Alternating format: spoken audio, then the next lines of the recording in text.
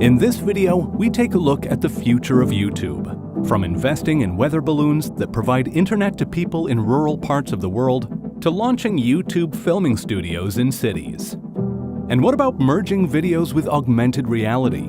That way your favorite YouTubers can be your personal home assistants or personal travel guides.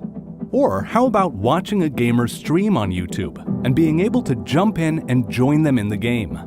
And what will happen after the grandparents and legends of YouTube look to slow down or even retire? How will YouTube evolve?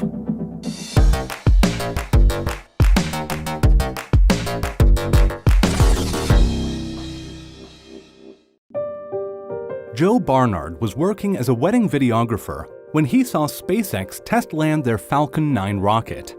Using textbooks and YouTube tutorials, Joe taught himself coding and mechanical design. And today, he is the one on YouTube creating videos that viewers can learn from. His videos show him building advanced model rockets, ones that look to match the sci-fi tech scene with SpaceX rockets. And his rockets have come close to self-landing too. Joe Barnard and his rocket company BPS Space is an example of the most powerful impact that YouTube has on the world. That anyone can get on and start learning for free. Whether that be learning how to build model rockets, graphic design, how to build movie props, or learn how not to do things.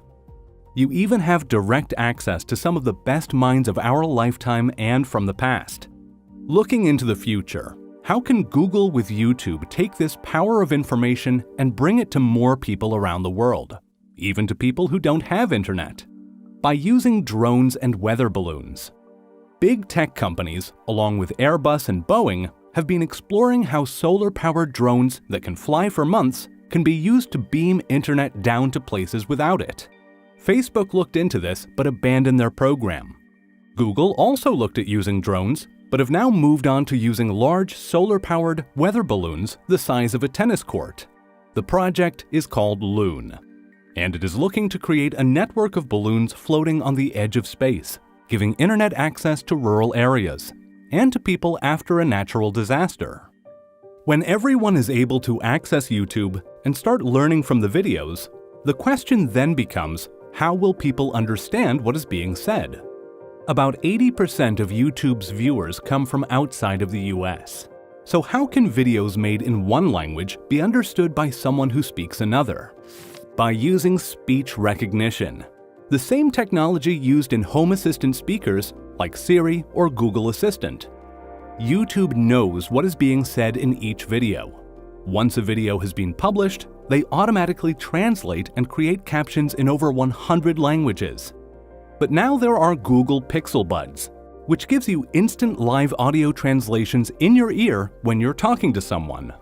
So will there be a time when we will be able to hear a human-sounding voice translation of YouTube videos, saving us from having to read captions? And it can come to the point where the original voice of your favorite YouTuber can be mapped, as artificial intelligence can already clone voices.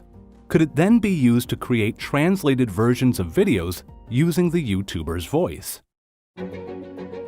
With Google Translate, you can use your phone's camera and point it at text in the real world, and it will automatically translate it with augmented reality. Google is investing and working on making the physical world digital, and the digital world physical. So how can this apply to YouTube videos? Using Google Lens and the menu option, you can point your camera at a menu and it will show you which of the dishes are the best sellers and best rated, based on people's reviews using Google Maps. Will this merging of the real world and digital world work with videos made by YouTube creators, where videos come to life with the use of augmented reality? Say you buy a DIY kit. Using augmented reality, a how-to video plays out over your real world, guiding your hands step by step.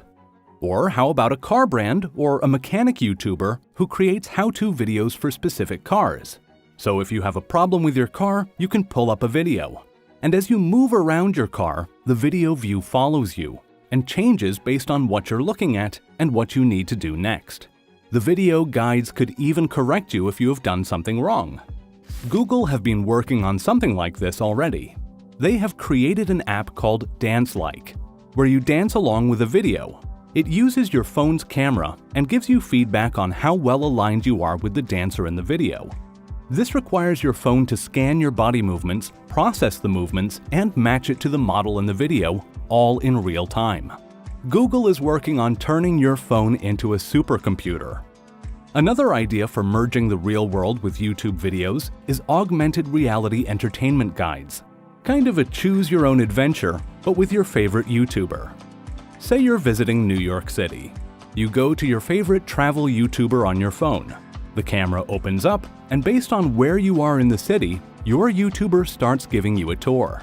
Or maybe they just tell funny stories of what they did in the location you are in. They can point you to specific restaurants and cafes. And when you walk in, just like the lens menu option we mentioned earlier, they can tell you what their favorite items are on the menu. So the next time you're visiting a new city, your favorite travel YouTuber can give you a personal tour and be your assistant. Or it could be your favorite YouTube gamer giving you a tour around their home city. One way to predict and build the future of YouTube is to look at one of the biggest, if not the biggest, genres on the platform: gaming. The most popular YouTube personality, Pewdiepie, started out making gaming videos, and YouTube gets more than 200 million people a day watching gaming videos, from professional esport matches to reviews, or videos of people commenting while playing. This huge audience means serious business when it comes to advertising money. And other tech giants are watching. Today, people can watch gamers through Facebook Gaming and Microsoft's Mixer, while Twitch, which is owned by Amazon, is the leader in live streams. So how does YouTube make sure that it is the destination for watching gaming? By going a step further and creating its own gaming system. Stadia is a cloud-based gaming system made by Google, YouTube's parent company.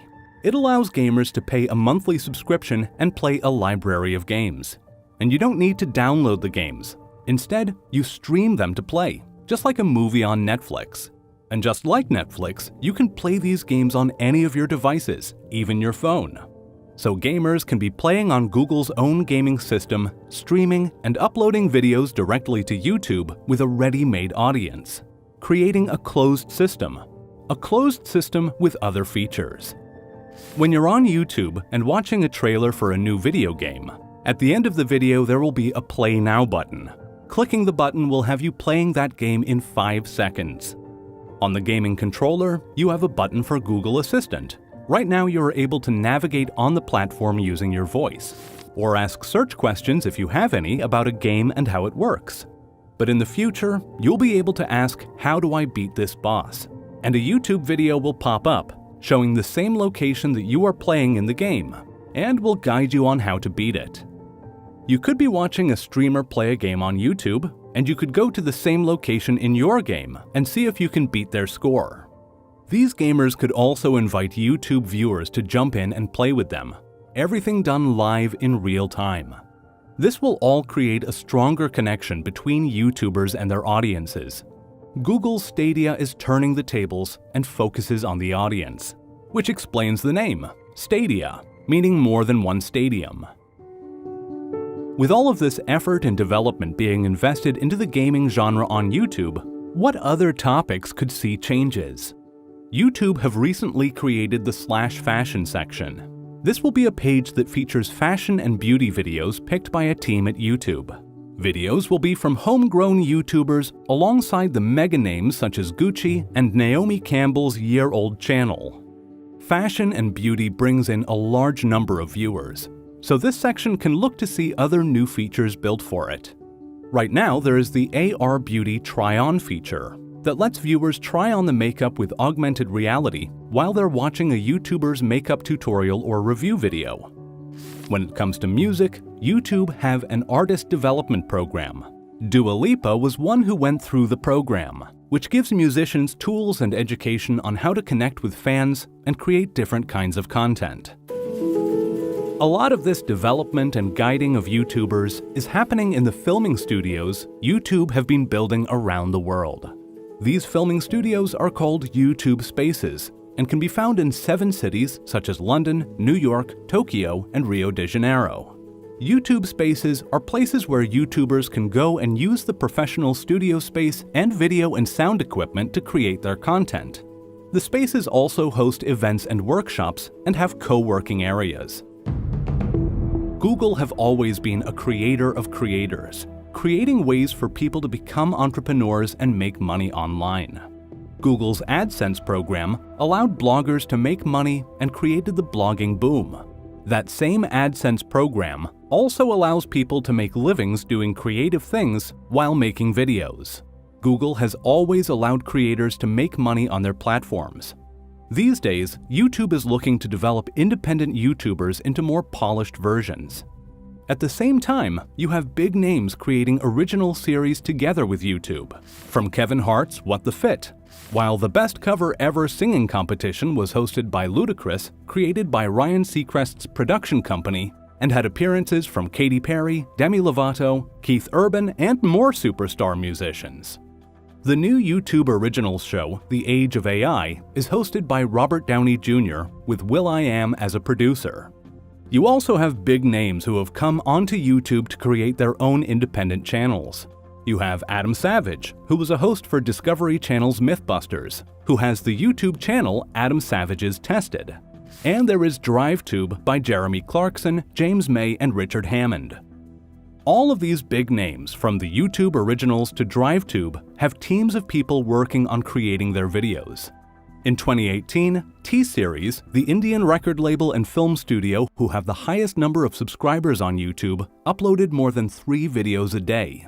Now T-Series has gone on to develop web series and films for Amazon, Netflix, and other platforms.